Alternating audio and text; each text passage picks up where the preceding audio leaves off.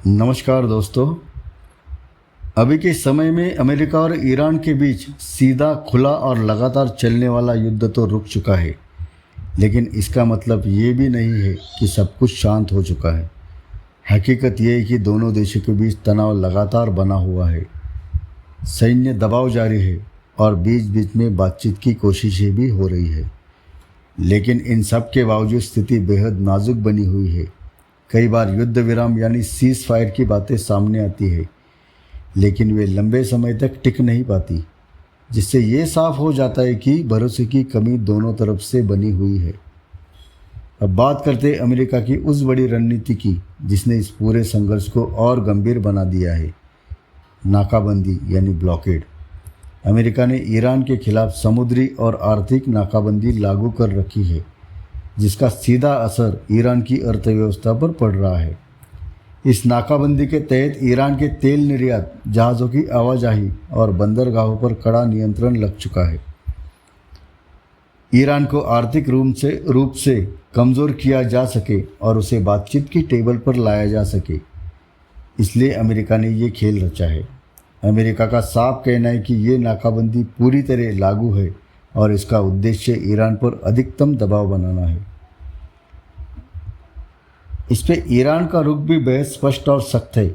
Iran ने साफ तौर पर कह दिया है कि जब तक अमेरिका अपनी नाकाबंदी नहीं हटाता, तब तक ईरान किसी भी बड़ी बातचीत के लिए तैयार नहीं होगा। ईरान का कहना है कि पहले अमेरिका को अपनी प्रतिबंध और दबाव की नीति को ख़त्म करना होगा, तभी आगे कोई रास्ता निकल सकता है। इसके अलावा ईरान ने ये भी संकेत दिया है कि वो हॉर्मुज़ जलडमरू मध्य, जो दुनिया के सबसे महत्वपूर्ण तेल मार्गों में से एक है, उसे खोलने के लिए तैयार है, लेकिन इसके बदले में उसे ठोस आश्वासन चाहिए। यहीं पर यह मामला और गंभीर हो जाता है, क्योंकि हॉर्मुज़ जलडमरू मध्य वैश्विक तेल सप्लाई का एक बड़ा रास्ता है और अगर यहाँ तनाव बढ़ता है तो पूरी दुनिया पर असर पड़ना तय है। अब दूसरी तरफ अमेरिका का रुख भी समझना बेहद ज़रूरी है। अमेरिका खास तौर पर उसकी नेतृत्व व्यवस्था इस पूरे मामले में बेहद सख्त लाइन पर खड़ी हुई है। अमेरिका का कहना है कि ईरान को सबसे पहले अपने परमाणु कार्यक्रम को सीमित या बंद करना होगा, क्योंकि ये इस पूरे तनाव की मुख्य जड़ है। इसके साथ ही अमेरिका ये भी चाहता है कि ईरान अंतर्राष्ट्रीय नियमों का पालन करे, समुद्री रास्तों को पूरी तरह खुला रखे और स्थायी शांति समझौते के लिए तैयार हो। अमेरिका की रणनीति साफ है, पहले अधिकतम दबाव बनाओ, फिर बातचीत की ओर बढ़ो। लेकिन समस्या ये है कि ईरान भी उसी तरह अपनी शर्तों पर अभी भी अड़ा हुआ है और यही वजह है कि दोनों देशों के बीच एक तरह का गतिरोध यानी डेडलॉक बन चुका है, जहाँ कोई भी पक्ष पहले झुकने को तैयार नहीं दिखता। अब बात करते हैं पाकिस्तान की, जिसकी भूमिका इस पूरे मामले में काफ़ी दिलचस्प और महत्वपूर्ण बनकर सामने आई है। पाकिस्तान ने खुद को एक मध्यस्थ यानी मीडिएटर के रूप में पेश करने की कोशिशें की है।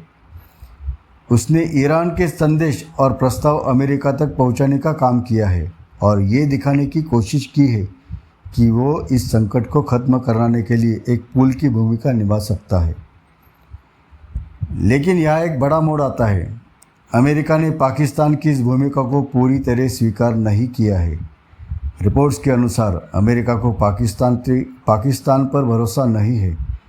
अमेरिका को लगता है कि पाकिस्तान के ईरान और चीन जैसे देशों के साथ करीबी संबंध है, जिससे उसकी मध्यस्थता पूरी तरह निष्पक्ष नहीं हो सकती। यही वजह है कि अमेरिका ने कई मामलों में पाकिस्तान के ज़रिए बातचीत को प्राथमिकता नहीं दी और सीधे ईरान से संवाद की बात कही है। अब सबसे बड़ा सवाल आगे क्या होगा, तो इस पूरे घटनाक्रम को देखते हुए तीन संभावनाएं साफ तौर पर नज़र आती है। पहली संभावना ये है कि अगर दोनों देश थोड़ी नरमी दिखाते हैं, एक दूसरे की कुछ शर्तें मान लेते हैं, तो एक बड़ा समझौता हो सकता है और हालात धीरे धीरे सामान्य भी हो सकते हैं। दूसरी संभावना ये है कि ये तनाव इस तरह लंबे समय तक चलता रहे, जैसे कि ना पूरी तरह युद्ध और ना ही पूरी तरह शांति, जिसे एक तरह का कोल्ड कॉन्फ्लिक्ट कहा जा सकता है। और तीसरी सबसे खतरनाक संभावना ये है कि अगर किसी भी तरफ से बड़ी सैन्य कार्रवाई होती है या हॉर्मुज़ जैसे संवेदनशील क्षेत्र में हालात बिगड़ते हैं तो ये संघर्ष फिर से एक बड़े युद्ध में बदल सकता है। तो दोस्तों, आखिर में अगर पूरे मामले को एक लाइन में समझे तो सच्चाई ये है कि ये युद्ध अभी ख़त्म नहीं हुआ है, बल्कि बस थोड़ा धीमा हुआ है। दोनों देश अपनी अपनी शर्तों पर अड़े हुए हैं। ईरान कह रहा है कि पहले नाकाबंदी हटाओ, जबकि अमेरिका का कहना है कि पहले परमाणु कार्यक्रम पर पूरी तरह रोक लगाओ। और जब तक ये टकराव बना रहेगा तब तक दुनिया की नज़रें इसी पर टिकी रहेगी, क्योंकि इसका असर सिर्फ दो देशों पर नहीं बल्कि पूरी दुनिया पर पड़ने वाला है।